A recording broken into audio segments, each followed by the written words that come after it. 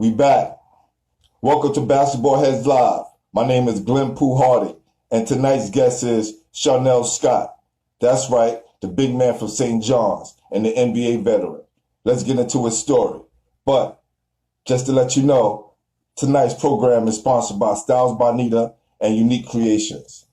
Let's do it. Y'all ready?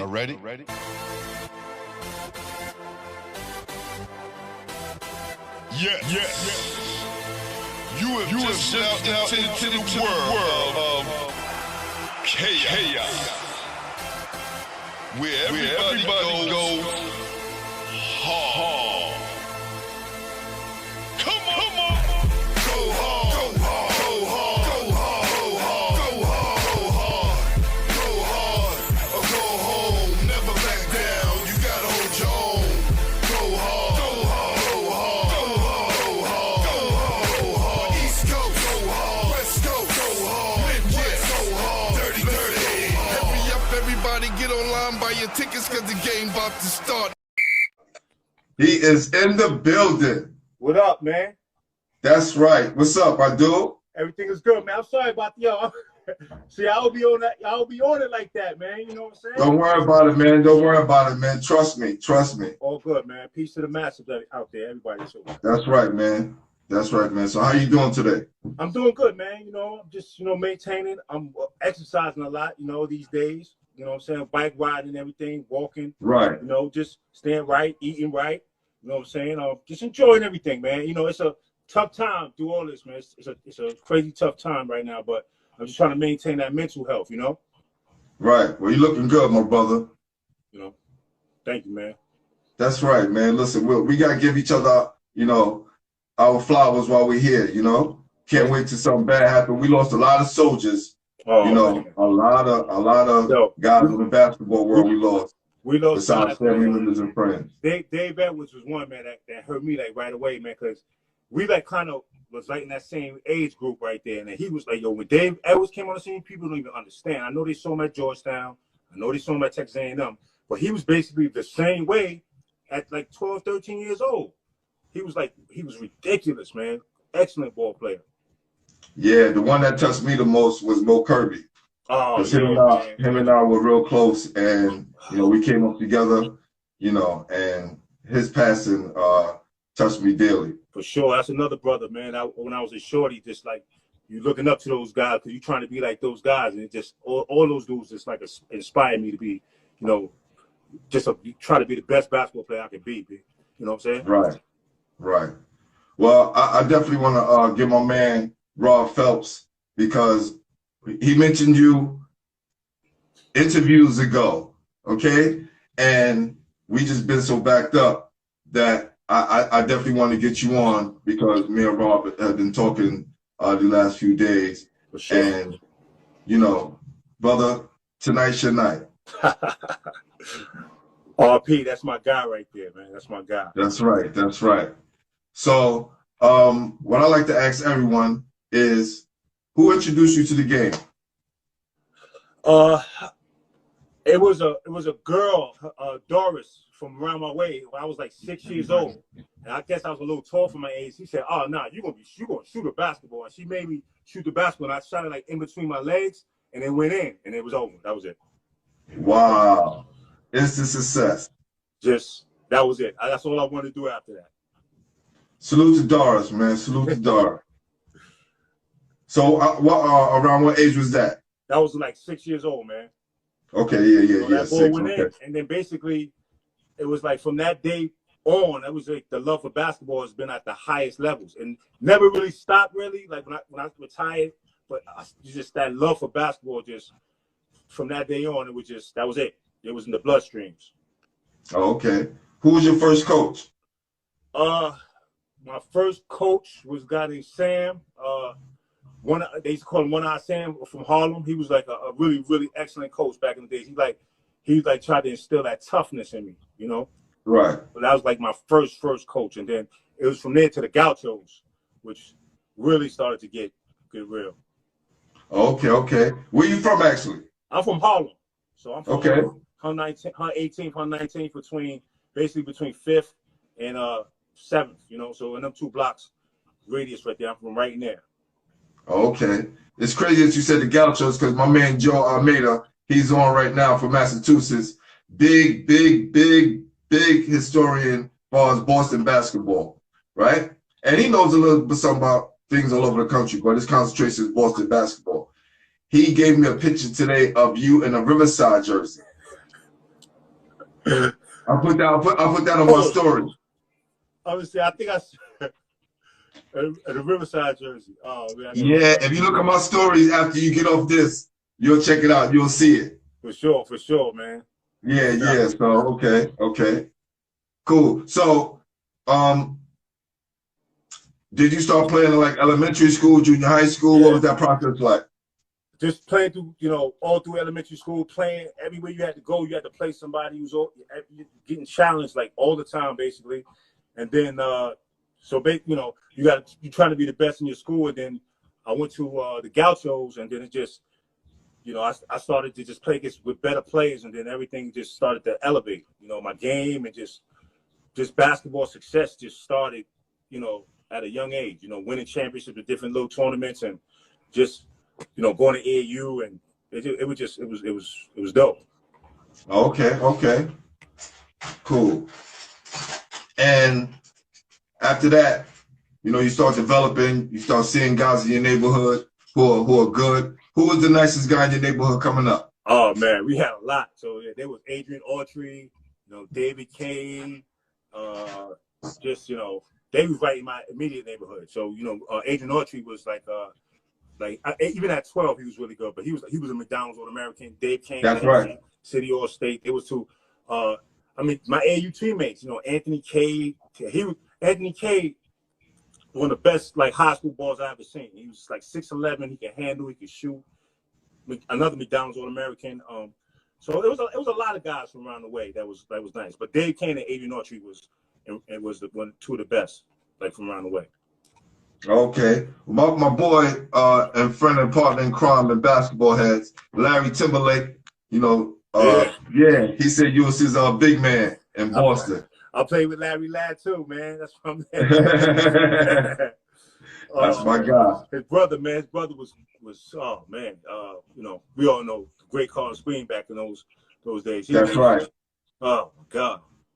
I love those type of guys. That's why when you talk about certain names, it was just they take you back to that time when you first saw them, and they just took your breath away, man. Lloyd Daniels and Ice Reynolds. I know you said you was gonna have them on, but those dudes. Yeah, Lloyd. Huh? Lloyd, actually, I was gonna have you on Wednesday, right? It was supposed to be you, supposed to be Lloyd, Ice, and you on Wednesday. You know what I'm saying? No doubt. I was gonna set it up like that. But Lloyd had canceled today. Oh, okay. No, actually, yesterday he had called because he had some problem with Instagram or whatever. But trust me, Lloyd has been calling me every day, and let me know he wants to be it, he wants to do it. He just having a problem with the phone. So you have my man Cook Williams on this thing. Lennon Williams is on this thing. My man Cook. Who? Lenny Cook? Yeah, no, not Lenny Cook. Cook from back. His name is Lenny Williams. Oh, never mind. I'm reading some on your thing. Okay. Probably so. A lot of people be coming to the room. So those guys, but who was the top? You named a few guys, but who was the it guy? Right? You said it was Adrian Autry. The it guy. So my time period, but no, of course you had in your neighborhood. We talking about in your neighborhood. So I would say in my age group, it was Adrian Autry was another dude. I was talking about Leonard Williams. Leonard Williams was my high school two guard. We played together for 4 years at All Hallows. He was nice too. Him and Red was actually in the neighborhood. Him and Red was neck and neck as far as stuff. I was a big man. I was good coming up, but those dudes was just the inner. So I would say in my age group, Adrian Autry probably right in my age group. But you got a little older. David Kane is 1 year older than us. Then he's in the neighborhood. Mike Hoover. Mike Hoover's a bad. Mike Hoover is the head coach of Bowling Green right now. He was a bad boy, man. So it was a couple. And all those guys from well, he's from New York, right? Yeah, for all them guys from Harlem, right there in the neighborhood, right there. And we had a couple of older dudes that was real nice, but they just never, made it, but or just got the notoriety. But Okay. All right. So, what high school did you go to? I went to All Hallows High School in the Bronx, South Bronx. That's What made you go there? Because I was supposed to go to. Well, I was at the time I didn't get into the public school that I wanted to go to. I wanted to go to Manhattan Center, and I didn't get in. So I was blessed enough to be able to go to like any high school in the city. So I just looking around, and like I said, Lennon Williams was my my young guard, and Adrian Autry was almost like close friends. They was at Talentine, so I was like, right. And they were stacked. They had NK, Adrian Autry, Brian Reese. So, but I didn't want to go too far up. So All Hallows, my boy Cook, my boy Lennon Williams. I said, right. Let me go ahead and start something different, and we had some successful seasons there. Okay, all right. Did y'all win anything while y'all were there? Yeah. So my senior year, like we went to the playoffs. I think we knocked Kenny and him out one year. My junior year, he was a senior. I think we got Rob Phelps in my senior year. We went to the championship and lost to Cardinal Hayes. Oh wow! And Rob, we got to talk about that, Rob. Next time up. He had 30 though, but so. That's my guy. That's my guy, Rob Phelps, for you right there. The number 15 scorer in New York State history. That's right. He gonna give you those buckets. He's a walking bucket. He was ridiculous, man. He was ridiculous. Rob right. Was ridiculous. Okay. So who did you pattern your game after? High school. I don't know, man. I just like all the big men. I like of course, like growing up, like Patrick Ewing, like all the big men, Walter Berry, just all the big men I could say in the league, like Mason. I like Mason a lot. I like Rodman a lot. Barkley, Coleman, like all the big men, man. Like I love Shaq. Like all the good big men. I just wanted to. It's not even patting the game. It's just like try to maximize the best that you have. Like what I'm saying, and those guys, all those guys I named, it's like they inspired me to do the best. Because I was like, it ain't no joke. These guys are so good. It's not a joke. What was it about guys like Walter Berry, who played at St. John's, that made you gravitate towards their game, Because y'all guys been around the same height. I used to consider myself a good defender because I played scientifically playing defense. I just basically wasn't trying to, like, if I could block it, I could block it. But my whole thing, I was just trying to get in somebody's way, like to make it hard for him. But Walter Berry was just impossible.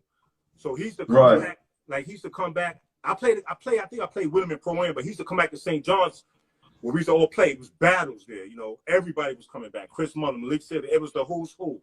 Tim Hardaway played, like bringing teammates. Everybody was there. And Walter Berry was the most impossible for me to guard. It was just really. He had it in that. He just had the footwork, the savvy, the everything you could think of, like the slickness. Any type of vulnerable thing you do on defense, he's going to exploit it. Like he would end pivot, give a good fake. You don't go for it, he busts you right in the face. He could jump a little high. So he was just impossible. He'll spin multiple times. I used to hate that. When big men used to spin, most of under control, I used to hate that. Like most big men can't spin like that. Or, right. Maybe it's a little different now, but most, even the good big men back in the day, they'll spin like Hakeem was like a red. He'll spin. Right. Walter Berry used to spin, and then it would be over. I think one time he scored at me. I'm gonna be real, like 6-7 straight times, man. And I was trying to be physical after the third time, But those are the battles, and that's how you got better. You played with guys like that, because Yeah, a lot of guys was talking about playing with the older guys, was kind of sharpen their skills. We did it out in the park. When the guys came home from college, the John Johnsons and those guys in my neighborhood who would come home and play with us and just share those experiences. It helped us to get better. What high school compared to us working one-on-one with a trainer. What high school did you go to? I went to Lincoln. Okay, cool, no doubt. Yeah. You was before me, before Juju? Yes, I was before all of you guys. We won it in '86. Tiny was my point guard. No doubt, no doubt. Yeah. Juju was my. I played with Juju from like 12 years old. He was like one of the dudes I know from Brooklyn, like right off the top. Like, Okay. Yeah, we won it in '86, and we lost in the state championship to King Rice and them. no doubt. It was always Yeah. hard. I was always hard out there. Y'all dudes always walk y'all dogs out there, man. Yeah, man. You know, we just trying to follow the tradition of dudes who came before us, like my guy John Askew that's in the room right now. My dude is smooth. Definitely. We're gonna get him on here next week. I love that. My dude, Pat Alphonse. What up, Pat? He said Arthur Anderson played with you in high school. Who's Arthur Anderson? Arthur Anderson was my four guy. He was the enforcer. He made things happen. Really? Word. I think he went to American. I think my whole starting five went D1. Yeah. Everybody went somewhere. I think Dexter Dunbar was the point guard. Leonard Williams was the two guard. I think he went to La Tech. Dexter went to Marist. Arthur went to American. And a guy named Ray Lynch was the three guy. He went to Bowling Green.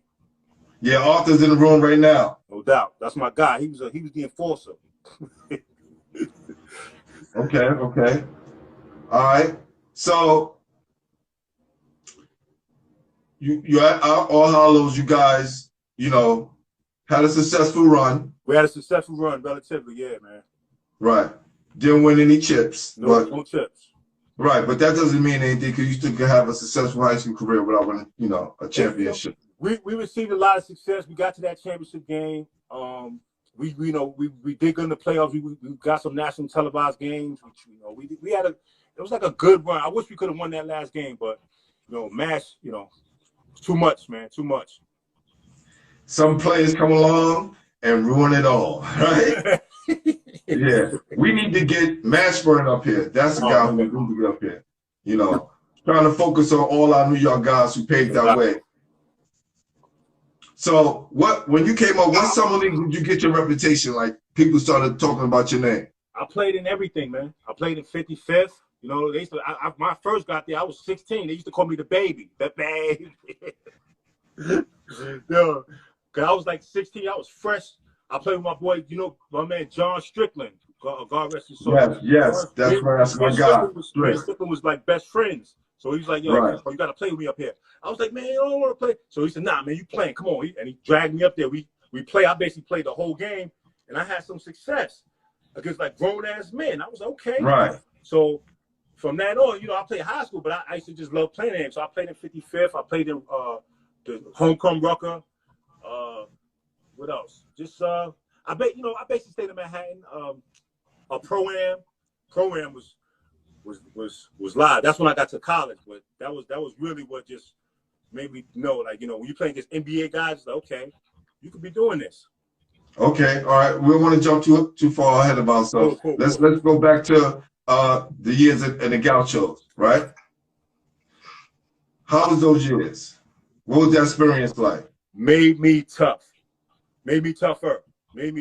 Just made me, just the coach Dave Jones was my first Gaucho coach. He instilled that. That's when I first got that toughness, because before I used to think everything was all good and I was like the same. I was bigger than everybody, so I was a nice guy. Still a nice guy, but at basketball, there's no room for that. So when I that's right. It was just like, listen, either you gonna make it happen or you gonna be not playing. And I was like, let's go. So I just did whatever. I just listened and did whatever was needed. That's when they taught me how to post up and how to use my elbow and use me how to play defense and position myself at 12 years old. Big man moves every single day.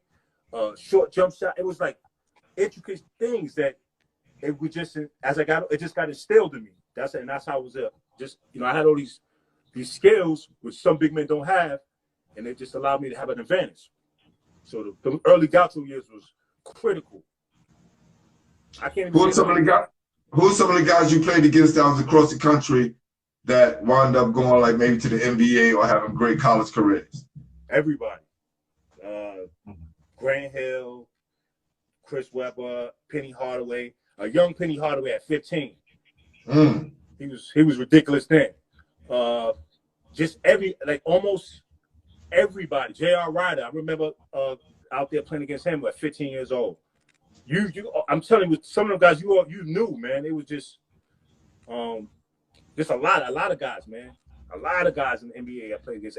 A lot of people in my age group. You knew when you saw Penny, he was the truth at 15? The first time we played against him, he could shoot real good. Like, he was just a shooter, and you couldn't leave him open. So he was like, he might have knocked down like 7 threes on us, like the first time. And we had a crew too, so we knocked him off. The next time we saw him, he was like Magic Johnson. He was just like a spec. Like, I couldn't believe what I was seeing. Like, I really couldn't believe what I was seeing. And he was just passing, shooting, dunking. This was like when we were 16. And then we played against them in my senior year. We played against them in North Carolina. We knocked them off and going to the championship game. And Lenny Williams, who I talk about, he shot we was down 2. He shot a 3/4 court shot, bank shot to go in. And we ran off the court to go in the championship against Rodney Rogers. Remember him? Oh, yeah. I played against him in college. They used to call him the Hulk. Yeah, he was a beast. I played against him. Yeah. Oh, man. Let me see what Stim said. Stim, you're very excited today. So, okay, cool. All right. So, what was the recruiting like for you? The recruiting was heavy, man. So, by the time I got to my senior year, it was just ridiculous. It's like everybody, every school almost was recruiting me, and I was trying to narrow it down. Well, St. John's, of course, I had to have them in my head but Tennessee, I was thinking about Arizona State, Louisville, and Syracuse. But it was a lot of other schools. Like it was like every school was recruiting me, but I had to just narrow it down like realistically. So that's what I narrowed it down to. Why St. John's? I guess the Garden got me. The Garden got me, man. So I was thinking about Tennessee because I was like, man, I want to go to a college, man. I want to see some football games. I want to be. So, yeah, hold on. He said, I want to go to a college. Because for those people who don't know, St. John's at the time, like, they didn't have like dorms, right? No, it's different now. It's different now. Yes. But, Definitely. But back then, so Tennessee was this big school, the big stadium, uniforms, football. It was. And Allen Houston was a freshman, so I was going to be playing with him for like a year. And I loved Allen Houston. He was another. I loved Allen Houston. He was a bad boy in high school. So I was thinking about going to play with him. But then you have New York, and so the assistant coach from St. John's. It was like a couple of days after like the NCAA tournament. He called me. He said, "Shawnelle, are you going to go down to Tennessee and play in tumbleweeds crossing the road, or are you going to do the right thing and play at the Garden?" Click, and hung up on me. And that was it. I knew it. A great recruiting strategy. He either lost you or you was in 100%. Yeah, man. He was like, no more games, man. So, but it was one of the best decisions I ever made in my life. It was a great decision just to be in New York and to feel that energy. And Malik Silly was my teammate right away. I already had played with him at Riverside, but now I'm really under his wing. Right. And it was, I was with my boy Dave Kane, and God rest his soul, recently Lee Green. Me and Lee Green signed there together. He was like, I was so happy, man. Me and Lee was so happy when we signed with St. John's, man. That was like, we used to giggle about it because we played AAU together too. But going there was like when I was playing with my boys. I was home, and we was, we was all right. So I stayed home, man, with the St. John's. Had a great experience. How did your freshman year turn out? My freshman year was okay. If I think about it back, now it's like, I wish I could have just, did things different training wise and, and just got into it and just like been concentrated and just, because it was a big thing ahead of me. But I felt that I could have been better, but it was decent. I was notable the first year, to say the least. And then the second year I got better. The second year, just like I worked my butt off that freshman between the years of freshman and sophomore year. My daughter was about to be born that year, so I was like, yo, you got to beat something, man. So I started like I had it in high. I started putting it in high gear from my freshman to my sophomore year. So what was the year that turned it around for you? It was my junior year that just made it seem like, you know, okay, you could be a pro. And just the year with Malik Sealy left, because I started my whole sophomore year, you know, notable and everything, you know, even, you know, more notable, but it was just, you know, but Malik Sealy left, and then we had, you know, basically Connor Second retired and Mahoney came. So it was like a new year, no expectations or low expectations. And that's the year, like, that's the year when I found out how good the director was. I always knew he was a bad boy, but when he took the realm, that's when I knew he was unbelievable. Who you referring to? David Kane, sorry, the director. Yeah. I get you. I just wanted to pick it right. So that was my junior year where I started to like really like be notable, you know, make some, you know, all Big East and stuff like that. That's when things started happening, you know, leading the team to scoring and rebounding. But that was definitely like a year where like we just had a good camaraderie, and it just made, you know, it just excelled my play, you know. It was a good vibe. Who asked did you bust to let you know you was ready? I don't want to put. Bam! This is what we do. Yo, this is what we do at Basketball Heads. There's two questions like you really got to answer. Who introduced you to the game, and who asked you bust? Just that let you know you got to the next level. I'm gonna say it like this: at that age, at that stage, definitely my junior year, I would say that, you know, I had some good moments against some players during that time period. You know, that's all. I don't want to like call nobody out, man. I played against everybody. You know, I played against a lot of guys, but you know, going like in college, you know, you played against everybody. In a lot of games, you came out good. Like I came out good against a lot of teams. You know, not a lot of teams, but you know, a lot of teams. You know, I'm trying. But it's always, even as a player, it's no disrespect. But even as a player, we have those games against those certain people, and it's not even busting their ass. It was certain situations with guys who didn't score as many points as the dude who was better than them, but they felt like they let them know that they was ready. I'm gonna say this. Okay, I'm gonna say this. I had some good games in college against, like, I'm gonna just say schools like, you know, Seton Hall, Connecticut, you know, who else? Providence, you know, certain games more than us. Boston College, you know, I had some good games against some players who was playing at that time. I can say that. That let you know you was ready. To let you know you was ready to play in the pros. Yeah, so it just let me know, like, okay, like you playing against the best of the best, you know, and so you can be, you know, you can be something. You can be all right, you know. You can make it. You got it in you. So I don't want to get like, it just, you know what I'm saying? Like, I respect all my brothers. I love all my basketball brothers. So we had some battles. Man. That's all I can say. Well, that's all good and dandy. You kept the political answer. Definitely. Good politician. How far did you go your junior year? We lost in the second round to Arkansas, which I thought we was gonna beat, man. We was playing well that game, but that's, you know, that's how it be in the NCAA, man. Everything be good, and then teams adjust, and then, you know, you don't make it. So, but it was a great experience that year, man. It was definitely a great experience. Even with those. Who did y'all beat the first round? Was that Texas Tech or no? At that year, let me see. Northern Illinois, I think. Illinois. Okay. And you guys lose in the second round, and are you getting information that you may be drafted before then or afterwards? Well, that was a really good year. I was highly notable. I didn't think I wasn't ready at all. I don't think. Yeah, because even in the mentality, maybe physically I was ready, but mentally I definitely wasn't ready. But, you know, you heard things, you know, and then going to the senior year, you know, you just heard them louder. You know, you just heard, you know, the people saying they're going to, you know, you projected here, you projected there.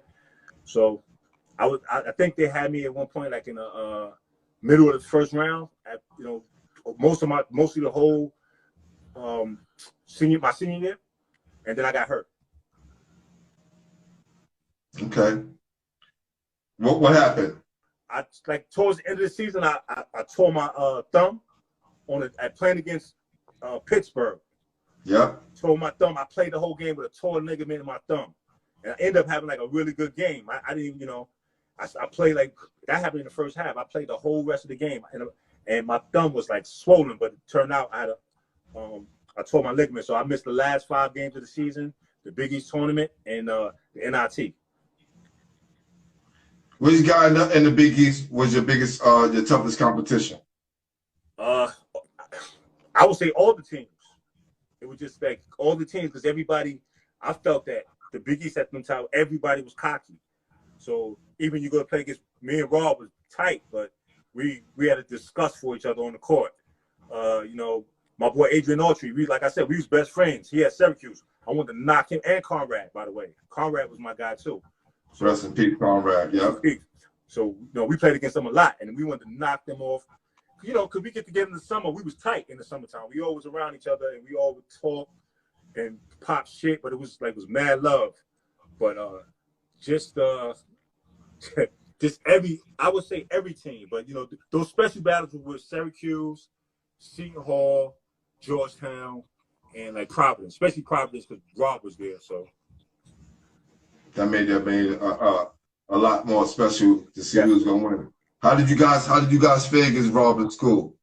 How do I what? How did you guys fare against Providence when y'all played against each other? If anything, half and half. If anything, I think my years and his 4 years there, we got out of 8 times, we got them probably at least 4 times, because we'll get them at St. John's or the Garden, and they'll definitely. It was tough to play in that stadium up there. It'd be rocking and rolling up there. They played much better up there. I don't know if I even beat him on his home court. I don't know if I even ever beat Providence on their home court. Maybe once. Right. Yeah, Marco, I see that question. We discussed that question already, my man. Marco Petit, played at Hofstra, he wanted to know who did you had in your game after, and we talked about that earlier. I think he just came into the room. Okay. So, you get drafted second round? Get drafted second round, man. After you finally get drafted second round, the Portland Trail Blazers, and they have like basically 14, 15 guaranteed spots off the top. So I'm a second rounder. I probably never had a chance, but like I said, mentally, I was not ready for everything that was to be the NBA. The NBA is not a joke. So I didn't make it right away. Well, what were some of the things that you had to adjust to? Just work ethic. Just not what, and I had a good work ethic, but just really working ethic. Effort, man. Like it's a profession, so you got to train your body. Your mentality has got to be. That's what you do every day. If you're a professional basketball player, you train your body, you train your mind to do excellence. Point blank. I mean, to the best of your ability, and it's not a joke. And you see some players are like gifted through God, and they do great in their careers at points, but then some of them don't reach. They have these 1, these 2, these 3, even 3 years of good basketball because they're just so talented. Then they start to fade off, and you see why, just for an example, like a LeBron James or Kobe Bryant, how much excellent it was over a long period of time because they take it serious, and a lot of players take it serious. But when you come into pros, and that's your mindset, got to be like that. It can't be about anything else. It can't be about the money. It can't be about nothing other than, and that's the thing too. You're not the richest. A lot of us are not the, we don't have the most money stepping in, and then we become millionaires all of a sudden. But you just can't think about that. You got to think about the craft and the art of training and getting better, like every single day until you retire. And what are some of the things or pitfalls that you fell into? Just not early on. So early on, just thinking my talent is gonna, and my height and everything, and not even directly thinking that, but just by your actions, you're not training and doing all the necessary things you could be doing. Like, yeah, I was playing, I was doing this, but this wasn't training, to get that other advantage as much as I should have been. I think at first And I just didn't have that. I didn't, I was just thinking about too much other stuff. When I went second round, I went second round, I was like feeling sorry for myself for, and not just, instead of just diving into it. Well, okay, I got the opportunity, dive into it, and not caring about what the coaches think. And I didn't train like that going into that training camp. So I didn't even put pressure on them, Not to say I was like bad, but I wasn't ready. Okay. Well, sometimes that builds a chip on a guy's shoulder, and they out to prove everyone wrong. Right. So right. Yeah. So you didn't turn that door open. No. So that was like my first year. My first year out, that's what happened. And then I could have went overseas, but I don't know if I just, that dream was like, so I stayed. So I went to the CBA. After I got cut, I went to the CBA, and I had to like make a real, this is year one of my rookie year. Like, yo, man, like, what do you want to do? You want to give it up right now? Like, or you gonna make this happen, man? You can do it. Like, I had to say that to myself, man. I had to like, and for a while there, I was like, oh man, because I was like, here it is. I'm supposed to be in the NBA, and that was my goal. And I'm like, oh my God, I'm in the CBA. So I had to I was forced to really get into myself. And what do you think was the turning point, right, in the CBA that you knew you could bounce back? My turning point was looking at my stomach, being disgusted, and writing a note. Like, I wrote this. I always heard this way, like, write your goals down. So I wrote this one goal down. I was like, yo, you're going to make it to the NBA. You're going to become a respectable professional basketball player. So I didn't know what that meant, but I just knew that, it was going to happen. I wrote it down, and I kept that. I kept it basically until I signed the first time in the NBA. And when was that? So that was like a year and a half later with Cleveland. So I did a whole year in the CBA. Matter of fact, I did 2 seasons in the CBA. And towards the second half of the CBA, they fired the coach, and I came in for like the last 20 games, I think, maybe. And I averaged, I was averaging like 5 or 6, and then I was averaging like 16 and 16 for the last 20 games. Like, like some of my best games was like 25 and 18 and 20, and one game was like 14 and 22, and I was like, and if I was looking, the stats here had never been like, especially in the professional level. This is, I was like, okay, something's happening here. But it was just like I had my head down, and then I just started getting like more hungry and just basically just started to just get mean and stuff. You know what I'm saying? Just like, I'm gonna make it happen. And Sean Kemp was on your team during that time, right? Yeah, Sean Kemp. I played with Sean Kemp my second year in Cleveland. How was that experience? Yeah, so basically you can go through 2 years of the CBA, and then they had a summer camp one summer. I didn't play. I played in the USBL. I played in all these leagues, and it was like my man coming. I got an agent for you, man. He could get you in the Cleveland camp. So I was like, all right, let me, So I spoke to him before. He said, yeah, I'm gonna get you in the Cleveland camp, but you need to sign with me. So his name was Eric Rudolph. So I signed with him. I went to Cleveland camp, and it was just like, basically I was averaging like 20 and fucking 16 or something in the summer camp, like first 3 games, and they sat me for the 4th game. And basically they like about a week or 2 later, they had a guaranteed contract for me, Mike Fratello. So that was a great experience. That just let me know all the hard work. And when that summer, before that, like I said earlier, that summer, like, man, I bought a bike. I was bike riding everywhere, all over the city. I was going through I was doing like cross training. I was, lifting. I was playing in tournaments. I was playing pickup. Like, I used to like be real distinct about what I did, like every single day. Like every day from like, I go lift in the morning, and I know I could lift in the morning. I may go play some pickup at like 1, and I know I got a game at like 7:30 in Jersey somewhere at the Jersey Pro. I played in Jersey Pro League, man. Like, it was so many different leagues, so I was doing like everything. And then before you know it, when I went to the camp, it was just like, it was the epitome, like all the hard work. So did you open up that door with the chip on your shoulder, and you walked through it this time? Yeah, I was on another level of everything. Like, I wasn't taking no shorts, nothing. Like, even when I got there, like, they were trying to rookie stuff. I did all the rookie stuff, but it was like, one guy, he was just like really trying to test me, and I was like, and then one day, like, in practice, I basically stopped the practice. Not stopped the practice, but I had to get over to him and tell tell them that you know what I'm saying, like, yo, cut it out, though. It's not happening here. Like, it's real. I'm a rookie, but I was, I was on some other, like, another level. Right. Well, no, man, listen. Probably didn't work out the first time, but I'm here now, right? No doubt. That's right. It felt even better, yo. It felt even better because, like, you work, you know what you did from one point, like from that letter to like signing that deal. I was like, oh, okay. This ain't no joke. And that's how I am with everything I do in my life, with everything. If what I'm gonna do, I'm gonna do it. If I'm not gonna do it, I'm not doing it. Right. Sounds good. How long you stayed in Cleveland? I was there 2 years, 2 seasons. So my first season, I was with Terrell Brandon. He's a bad boy, a couple other cats, Tyrone Hill. We had a couple of cats, Bob Server. We was good. And then the second year, they made the trades, and it was like Sean Kemp, Brevin Knight, Derek Anderson, all them young dudes, the Junis Gauchos, Potter Pinko. That's all my guys right there. Okay.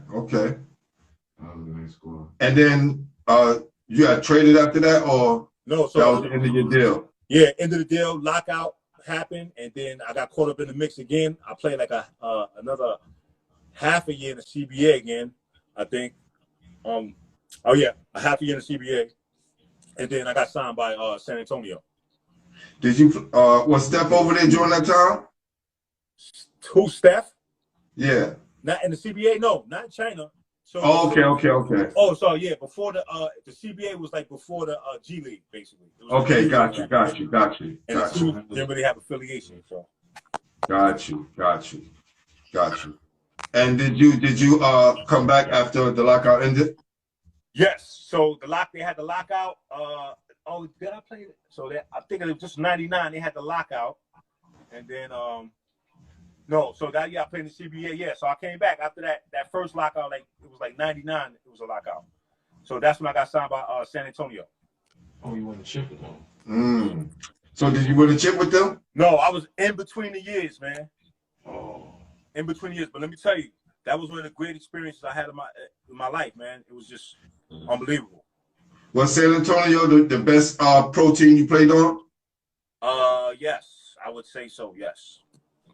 The organization, or you saying team-wise? The organization, and the teams, especially back in the day, we was really good. Like we was the best team in the NBA. We had the best record. We was predicted to probably win it, but LA was, they was right there. But it was as far as like the way it's run. It was just you got just guys for the most part. You just got good people. A lot of just good people who just operate the right way. So that was. And altogether, how many years you stayed there? I was there 1 year. And altogether, how many years was that in the NBA? That was 3, and then I played with Denver. Okay. Next year, and that was the first time I like really got to play a lot, like start and everything. So that was a great experience too. So. Oh yeah. Yeah. Who was on your team during that time? That was like Nick Van Exel, McDice, Rafe LaFrance, was a big guy from Kansas. Yeah, I know him. Yeah. A couple of guys on that team. I can't remember everybody, but. Okay. My guy said Eldon Campbell was on that team. Nah, he wasn't on that team. Okay, all right. J.R. Ryder was on that team. J.R. Ryder. Yeah, that was my guy too, man. Yeah. Was he still at a high level during that time? No, because his game was, but it's just, I guess his rep wasn't, but his game, J.R. Ryder was a bad boy, man. He still could do everything, like, but he just, at that time, his rep probably wasn't the best at that time. What is it about the NBA where you, the guys who get the character things that get stuck with them, right? Some of the character flaws that get stuck with them, and the labels that they just can't get off of them once it happens. Yeah, I mean, that's what it is. I mean, as far as like the coach is concerned, without even knowing, like I know a couple of coaches in the NBA, but as far as the way I'm thinking, they think is like basically, man, this is the NBA. You're supposed to be giving it, you're supposed to be doing everything possible to perform at your highest level, and not do things that's gonna like, not put you in that position. So if you're not working out a lot, if you if you're lazy, or if you're hanging out too much, or you drinking too much, or whatever you're doing, spending too much, or getting in criminal trouble, that stuff sticks with you. Do the NBA have people that go out and watch you guys and spurring you guys and things of that nature? I'm thinking they probably do. I mean, me personally, I haven't physically, seen that myself, but I don't know. So, I mean, it's like, some of these guys are big investments, so I wouldn't put it past them if they do it. But, I would assume they maybe somebody, I don't know if it's following people. I don't know. I don't want to go that far and call out any NBA team doing that. But right. Who knows, man? They paying, guys are getting paid a lot of money now, especially now. But even back then, guys are getting paid a lot of money. So I think they want to keep their players safe. And I'm pretty sure if somebody has a case of a pattern or acting a certain way in a certain entity, I'm pretty sure they might have somebody watch. But I don't know. Who knows? And listen, NBA, the streets, neighborhoods is all the same. People talk, right. Word gets out, right? So I said, what mistakes does it take? Tom Waynes, what's up? So overall, you got to have the experience of the NBA life, and your last year, or which the year that you went to Denver, you got to experience the whole thing for the playing and getting a real full experience. Definitely. And then playing against everybody, get to play against Kobe and Shaq, all the great players at that time. So did you play the whole year? Then was that injury free and everything? Yes. They're injury free. No injuries that year. And back then they put you like sometimes I don't even think I was injured reserve that year. Like cause some years it's just stacked. And they need you, but they just but it's changed now. Like they gotta have the whole 15-man roster, so it's different now. But right. Okay. All right. Who was the best guy you played against in the NBA? Oh man. I mean, everybody was in the league at that time. Besides your teammate Tim Duncan. Like, what power forward? I mean, I played against everybody. Barkley was a little older. Hakeem was still tough. Like, that was like 2002. But he wasn't like 80. He wasn't like 95 Hakeem or 94, 93 Hakeem. But Hakeem was tough. Jermaine O'Neal was tough. Jermaine O'Neal was real tough. He was like, because he was long. He was like, he could use both hands. Al Harrington. Now, he was tough. I mean, I'm just saying people that, other than the stars, like who you might. No. Al Harrington gave people the business. Definitely. I respect his game. Yeah. He was real tough. But it was this, it was so many great plays, man. It was just, being a basketball fan, you just like, you in heaven, basically. And when you're in the NBA, it's like, you in heaven, man. The basketball gods will appreciate that. My boy Louis Skaggs said, how different was it playing in the East versus the West? How different? I guess the East, the East, of course, the East maybe more physical ball. West, they got up and down a little bit more, but it was all this. I don't know what people say. It was all the same, man. You just got, some of the coaching styles like different from a little bit, but it's basically, it was all the same. Like teams, like the nature of a professional ball player, they want to get up and down. They want to get up and down and have easy opportunities. And that's basically it. So that's always the best when you get games like that. But, you got teams that defensive minded and they're going to muck it up. So the East was known more for that. But All right. So what are you doing with yourself nowadays? So now I'm an educator in a Brooklyn high school, and I coach varsity basketball. So once again, I'm coaching against Rob. What school is that? My school? Yes. Millennium Brooklyn. There you go. Definitely gonna be on the watch out. Well, basketball heads, we like to give our flowers to the guys who paved the way, but also when the basketball season gets back, we're gonna be focusing on high school basketball as well. Yo, that's right. and try to bridge the gaps and try to bridge the gap between, you know, the players of now and the players of yesterday. No doubt. So definitely let's keep in contact. Sure. And I wish you all the luck. Thank you for coming through. All right. Before we leave, I need to not to be political in this one, right? Because these are questions I ask everyone. Who was the best player in high school? One player each. The best player in high school, best player in college, and the best player in the pros that you played against. So the best player in high school. Okay, so the best player in high school that I played against, and I'm thinking about everybody playing in high school, I think against, I would say Jamal Mashburn. That's one. I would say Mashburn. Thanks. Yeah. In college, the best player I played against, right? Mm-hmm. I would say Leitner, Mutombo. Oh, Billy Owens. Billy Owens, I'll take that one. Definitely. Billy Owens. Legend of Pennsylvania, that's right. Man. And number 3 in the pros. In the pros, just the best player. I mean, I'm gonna say the best player I played against is probably Shaq. I mean, I played, which was like I found that it was like more than anything, just his size. Mm-hmm. Like, you think you tough and everything, but that size is crazy. Cool. So that's one of the things I appreciate, right? Because we have guys in here that I interview who had great high school and college careers and didn't go to the NBA, right? And then you had guys in here who went to the NBA, had great careers and doing well. Then you had, whatever the level that you make it on, I think you should appreciate it. And when you first started, you said when you got there, you didn't appreciate it, right? Because you were worried about where you was placed at.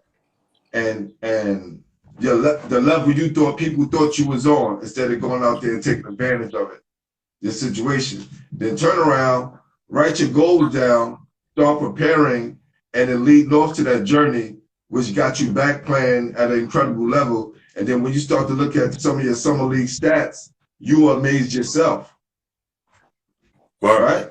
So exactly. All of these things, I think, are great lessons for people to realize that sometimes you just got to keep working for what you really want.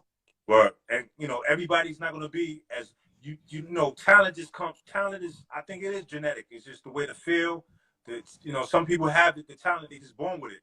But no matter what, you just got to, for what you want, specifically in basketball, you got to work for it. There's no shortcuts or no, I be telling my guys sometimes, you can't fake it. You can't fake, being a good basketball player. It will catch up. So if you're going to fake, don't play. My man Tone Wayne down in Florida, he said my favorite part of Nell's story was going to the CBA and looking in and getting back to the league. Facts. Word. That was like a valley, man. It was a valley. I was like, oh, man. Then, you got these little thoughts you might not get out this valley, but I had the stronger feeling oh, I'm going to get out of this, man. I'm going to make it to where I need to get to. I'm going to do it, man. And that was basically the biggest thing right there. And it wasn't the shortest amount of time. I wish I could say it was like a month. I thought it was going to be a month, but it was like a year and a half, But you just got to be, it was just unwavering. I started. All right. I think the last question wasn't answered. The NBA guy, who was the best in the NBA? And then I think it started to freeze up. Oh yeah, that was Shaq. I think the best person I played. Oh, you did say you said Shaq. Yes. Shaq and Hakeem, man. I played against. I mean, if you want to talk about playing against Tim Duncan, Dave Robinson, and practice and stuff like that, you can go there too, because those. Right. Okay. Well, thank you, man. I appreciate having you on. All good, man. Right. It's been a blessing, man. You stay safe out there. Thank you. And keep doing what you're doing, brother. I'll see you soon. All right, no doubt, man. Thanks for having me, man. No doubt. All right. Peace. Shawnelle Scott, y'all. Salute. No doubt. All right.